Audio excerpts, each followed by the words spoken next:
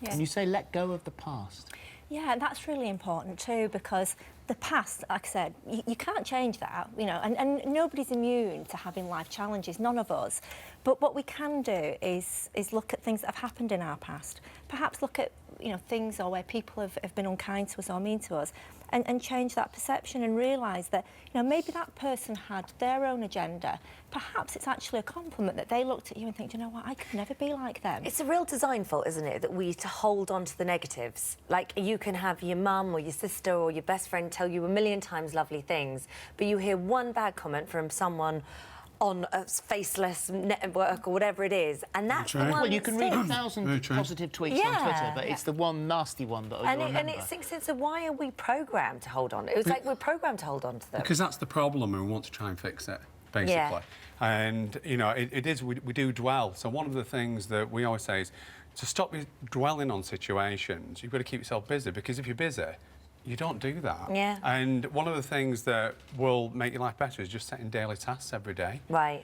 Because if you've got things to do, and I'm not talking massive tasks, so one of the things that we advocate is just setting 3 or 5 tasks that you should do in the day. Not massive things, because you don't want to be overwhelmed, but little things, just like cleaning a drawer, tidying your bathroom, something like that, but just keeping your mind active, because if you don't, you dwell on the things that you got wrong, because you're trying to put them right. Why am I a flower? Well, Because you are. You've got the answer to eternal happiness. Yeah, no, we like to ask people to consider that if you've got a flower and it's not growing and it's not blooming and it's not flourishing, then do you change the flower or do you change the environment that it's growing in? And that's what we'd like everybody else to sort of consider, is that if you're not exactly who you want to be, bearing in mind that studies show we become like the five people that we spend most of our time with, then it's a great sort of little exercise to think, OK, let me look at my environment. Is there sort of a lot of rocks and a lot of things in there that are negative and that are choking me and not allowing me to grow and flourish? So environment is really important, and not just... What, so pruning out your negative friends group?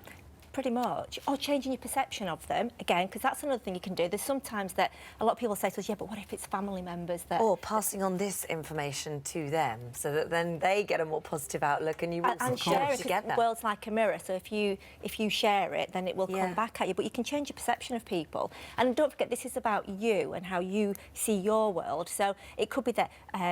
you might want to think of like somebody grumpy in the family as, you know, think of them as a victim elder, for example.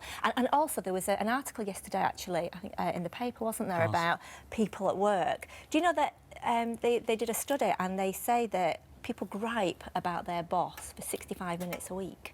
Wow. That's a long time. That is a long time. That is a long time. You see, if you were being nice about somebody for 65 minutes a week, then that would be a very positive... That would be and unusual. Absolutely. If you're griping for 65 minutes, then you're going to get that back out in the world's mirror. That's kind of going to hold such... It's going to be so negative. That's why we're so happy in here, because our boss is in the gallery at the moment. We don't gripe about him. Love you.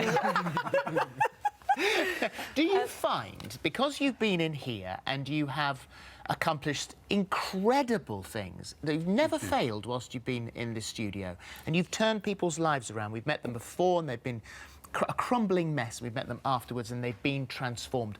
But do you suffer from people not believing? Oh my goodness, Philip, yes, constantly. I mean, and we understand why. You know, what we do is so very, very different. It's so quick, and everyone's like, well, it can't be that easy. But actually, Einstein said that simplicity is genius, and we do perceive that if you're not born with something, then you can change it, because nobody's born happy or sad, nobody's born negative, nobody's born angry, with a phobia, OCD, PTSD.